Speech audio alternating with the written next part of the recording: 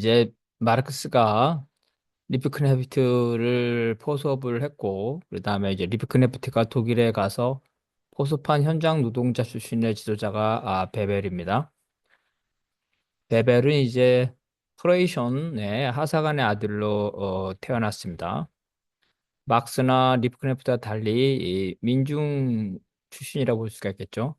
3살 때 부친과 사별했고, 14살까지 학교를 다녔지만 이제 그 이후에는 도르래를 만드는 장인이죠. 장인의 도제로 들어갔습니다. 그는 이제 그 19살에 이태리와 전쟁 당시에 군대에 입대를 했지만 이제 신체적인 결함으로 거부당했습니다. 다른 도제처럼 직인이 된 이후에는 여러 곳을 떠돌아다녔는데요. 장인이죠. 그 장인 제도에 있어서는 도제로 가서 직인이 되고 나면 이제 그, 그 지역에서 자기 스승인 장인과 경쟁하기 어렵기 때문에 다른 지역으로 돌아다니면서 일자리를 찾거나 혹은 이제 어떤 재산을 모으면 자기도 어떤 수공업 그 공장이죠. 이런 자영업자를 하게 되는데 그래서 이 당시에 도제가 숙련공 직인이 되면 여러 곳에 돌아다니면서 일자리를 찾거나 기술을 연마했습니다. 같은 지역에 있는 자기 스승인 장인과 경쟁하기 어렵기 때문입니다. 그러다 이제 1860년이니까 20살 좀 넘어서부터 라이프치히에서 이제 선방공 직인으로 단추를 만들었고 1864년에 드디어 장인으로서 독립을 합니다. 장인으로 독립한다는 것은 숙련 노동자에서 자기 사업장이죠. 그래서 자영업자의 자격을 갖는 장인으로 독립한다는 거죠. 그는 이제 어릴 때 모친의 영향을 받아서 이미 프로이센이 군주제였으니까 군주제를 찬양하기도 하고 또한 이제 자유주의적 견해를 가지기도 했습니다. 남부 독일 출신으로서 로마 카톨릭 노동자 클럽, 종교의 노동자 클럽이죠. 우리도 옛날에 박정희 전두환, 특히 박정희 때 기독교가 노동운동을 한 적이 있었는데 카톨릭 노동자 클럽에 가입하는 등 노동자 조직에서 활동을 했습니다. 1861년 자유주의자들이 주도하는 그 라이프치 노동자 교육협회에서 회장이 됐습니다. 그래서 이런 것을 보더라도 교육은 많이 받지 않았지만 열심히 그 실천도 하고 나름대로 이제 노동자로서는 지식이 있었다 이렇게 볼 수가 있겠습니다. 라살이 이 창설한 전 독일 노동자협회죠. ADAB에 대항하는 자유주의파가 주도하는 독일 노동자협회 연맹이죠. 여기에 참가했다. 라살은 어쨌든 간에 사회주의자죠. 라살이 사회주의라서 이런 라살식 사회주의 이 노동자협회를 만들었고 그 다음에 자유주의자들이 이러한 라살의 사회주의에 대항하는 자유주의 노동자협회죠. 노동자들이 사회주의화되는 것을 막기 위해서 자유주의자들이 뒤에서 배후 조정하는 이러한 이제 노동자 협회인데 거기에 참가했다는 겁니다. 베벨은 이제 마르크스의 사상을 소개하는 라살의 책자를 접하면서 점차 이 자유주의 이 영향에서 벗어나 사회주의가 됐습니다. 이 당시에 마르크스 저서들은 독일에서 바로 확산되지 못하고 라사를 통해서 확산이 됐습니다. 마르크스가 영국 런던에서 여러 가지 이 저작들을 작성을 했지만 독일에서는 출판되지 못하고 이 라살이 마르크스의 사상을 소개해주는 책들이 널리 보급되는데 문제는 라살이 마르크스의 사상을 자기 것처럼 하고 일부 자기의 의견을 가미를 해서 이 독일 노동자 입장에서는 마르크스와 라살의 어떤 차이점이죠. 그래서 구별하지 못하고 마르크스의 사상이 라살을 통해서 전파가 됐습니다. 베벨은 이제 노동자 교육협회 안에서 노동자들의 선거권을 인정받기 위한 운동을 조직했고, 그 과정에서 이 부르주아 민주주의자들이죠. 자본가들이죠. 자본가들이 노동자들을 이용만 하지 노동자들에게 선거권을 주려고 하지 않습니다. 왜냐하면 자본가들보다 노동자 숫자가 훨씬 많기 때문에 노동자한테 선거권을 주면 선거에서 자본가들이 불리하기 때문에 그런 거죠. 그래서 이런 자본가 부르주아 민주주의자들이 뒤에서 노동자 교육협회를 만들면서 노동자들을 배후 조정했지만 실제로 노동자들에게 선호권을 주는 것에 대해서 반대했습니다. 따라서 베벨은 이런 부르주아 자유주의자들에서 대립적인 입장을 갖게 됩니다. 하지만 여전히 자기가 소속되어 있는 곳은 이러한 자유주의자들이 배후 조정하는 노동자 교육협회이기 때문에 거기에서는 국가의 지원과 협상에 의존하면서 이런 자유주의자들과 지도죠. 이러한 지도에 따르고 있었기 때문에 노동자의 독자적인 운동에 대해서는 소극적이었습니다. 결국은 베벨 그룹은 이런 자유주의자의 그늘 하에 있는 노동자 교육협회에서 어, 떨어져 나와서 독자적인 세력화를 도모를 하게 됩니다. 한편 이제 그 이 작센 독일의 산업혁명이 이 활발한 공업도시 작센에서 직인들이 사업을 하려면 많은 돈을 내고 시민권을 얻어야 했는데 이 베벨이 속한 협회는 바로 이 시민권을 얻는 이 비용이죠. 이 비용을 깎는 투쟁을 하는 한편 자유주의죠.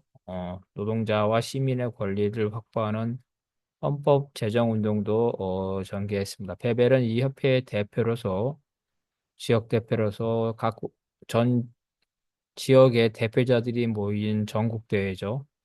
그래서 공동 대응이죠. 공동 대응을 주장하고 또 선거로 구성된 의회죠. 선거로 구성된 의회를 이러한 프로이션의 군주죠. 군주들이 방어하거나 해산시키는 것을 막기 위해서 의회를 방어하기 위한 시민방위대의 구성을 주장하기도 합니다. 베벨의 라이프치히의 노동자 교육협회는 1866년 대회에서 베벨의 주도로 드디어 자유주의자와 결별하기로 결정합니다. 160대 17의 표결로 베벨의 단체가 자유주의자들로부터 떨어져 나가기로 결정했습니다. 라이프치히의 노동자 교육협회는 베를린의 인민 신문인데 이들이 이 자유주의자 경향이 있는데 이들이 반노동자적이죠. 노동자에게 투표권을 주는 거에 소극적이고 이들과의 관계를 끓는 대신에 좀 더 진보적인 켈른, 막스가 활동했던 것이죠. 막스가 초창기에 활동했던 켈린입니다. 라인 신문, 바로 라인 신문. 막스가 1843년 청년 시절에 나인 신문에서 활동을 했는데 바로 이 켈린의 나인 신문이죠. 나인 신문과 교류하면서 좀 더 진보적인 입장을 갖게 됩니다. 베벨은 1869년에 아이젠하우 대회에서 라살파의 일부죠. 라살의 후계자인 슈바이처가 지도하는 라살 조직 내의 일부가 탈퇴를 했는데 바로 이들죠. 이들과 마르크스주의 그룹과 통합을 하게 됩니다. 그래서 1874년에 라살 전체 조직과 마르크스주의가 통합하는데 그 전에 마르크스주의와 라살의 일부들이 먼저 선통합을 하게 됩니다. 베벨은 1871년 리프크네프트와 함께 독일 제국의회죠.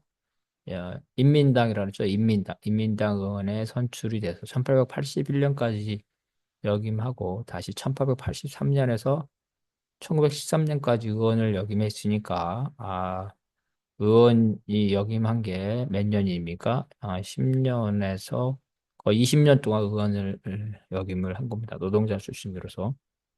베벨은 이제 노동자 출신으로 조직 능력, 연설 능력이죠. 이런 것들 때문에 제국의회에서 사회주의 의원들의 대변인이 되었고, 그는 이제 프로이센과 프랑스 전쟁, 보불 전쟁이죠. 그리고 알제스 로렌 합병에 반대하였으며, 이러한 보불 전쟁에서 당초 독일의 방위, 처음에는 이제 독일의 의회죠. 독일의 의회에서 독일의 방위에 지지를 했고, 또 그 이후에는 파리꼼이 생겼죠. 파리꼼에 대해서는 또 연대를 했습니다. 그리고 이제 리프크네프트와 베벨이 결국 나중에는 전쟁 예산안에 반대를 했습니다. 그러니까 보불 전쟁이 처음 시작됐을 때 처음에는 독일의 방위에 독일 전쟁을 지지했다는 거죠. 그렇지만 이후에는 마음을 바꿔서 리프크네버트와 베벨은 전쟁 예산안에 반대했고 파리꼼에 대해서도 지지를 했다는 겁니다. 비스마르크 프로이센의 재상이죠. 비스마르크는 이 두 사람이 파리꼬민에 개입하고 그다음에 이런 전쟁 예산에 반대하고 그다음에 이제 이 프랑스와 전쟁에서 독일이 많은 포로를 얻었습니다. 그런데 이러한 포로들이죠. 이 포로들을 일부 풀어줬는데 이 포로들이 반란을 했는데 이러한 포로들의 반란에 연루됐다고 주장하면서 이를 국가보안법이죠. 체포를 했습니다. 하지만 증거가 없었고 이에 비스마르크는 두 의원이 위험한 사상과 반국 행위를 선동했다는 제목으로 우리는 국가보안법에 뭐 찬양고 뭐 이런 거 있죠. 이적표현 뭐 이런 거 있죠. 이런 걸 제목으로 기소하였고 1872년 파리꼬민 그 다음에죠. 베벨은 리프크네프와 함께 대역죄의 혐의로 2년의 금구형을 받았습니다. 베벨은 독일 황제를 모욕했다는 제목으로 9개월을 감옥에서 보내야 했고, 하지만 이 사건으로 인해서 두 사람은 더 유명한 사회주의자가 됐고, 당의 지도자로서 인정받게 됩니다. 베벨은 독일 제국의회죠. 사회주의 진화법 제정에 반대했고, 사회주의 진화법이 제정된 이후에는 이 베벨이나 리프크네프트는 사회주의였기 때문에 라이프치히에서 추방령을 받습니다. 그래서 베벨은 1886년 계엄령이 내려진 직후에 추방되었고 그 같은 해에 비밀 결사에 참여한 제목으로 다시 9개월의 깜빵 생활을 합니다. 베벨은 아까 말한 대로 단추 공장의 자영업자죠. 그래서 1889년부터는 이러한 단추 공장을 동업을 했는데 이 동업을 포기하고 일종의 협동조합이겠죠. 이런 동업을 포기하고 정치에 전념을 자영업자를 포기하고 정치에만 전념한다는 겁니다. 1889년 제2 인터내셔널 창립이죠. 제2 인터내셔널은 막스주의자들이 중심이 된 독일 3인당이 주도한 국제당으로서 제1 인터내셔널을 계승한 겁니다. 베벨은 1891년 리브크네프트와 함께 마르크스주의 입장이 반영된 에르푸르트 강령에도 작성에 참여하고 당 간부의 의원 단장으로서 1892년에 사망할 때까지 3인당의 당수로 활동했습니다. 그러니까 마르크스의 제자들이 독일 3인당의 지도부였다는 거예요. 리프크네프트, 베벨, 그 외에는 카우츠키, 베른슈타인 전부 다. 그는 1899년에 하노버 전당대회에서 베른슈타인의 수정주의를 비판하고 당의 기본 입장과 또 전술에 대한 비난, 즉 베렌슈타인을 비난하는 겁니다. 제출해서 다수의 지지를 받았습니다. 베벨은 군국주의에 반대했습니다. 그래서 외침이 있을 경우에 사회민주자들은 중립을 지킬 수 없다. 그래서 전쟁에 반대한다는 거죠. 가만히 소극적일 수 없고 전쟁에 반대해야 된다. 그래서 베벨이 1911년 유럽에서 1차 대전이 이 가능성이 높아지자 대규모 파산, 불황, 기아 등이 전쟁에서 초래될 것이라 경고했습니다. 베벨은 또 여성 문제에도 여성과 사회주의라는 저술을 했고 내년에는 그의 죽음을 접하고 베벨을 평범한 노동자에서 더 좋은 사회 체제를 투쟁하는 정치적 지도자로서 성장했고 이렇게 자기 운명을 개척한 모범적인 노동자라고 칭송을 했습니다.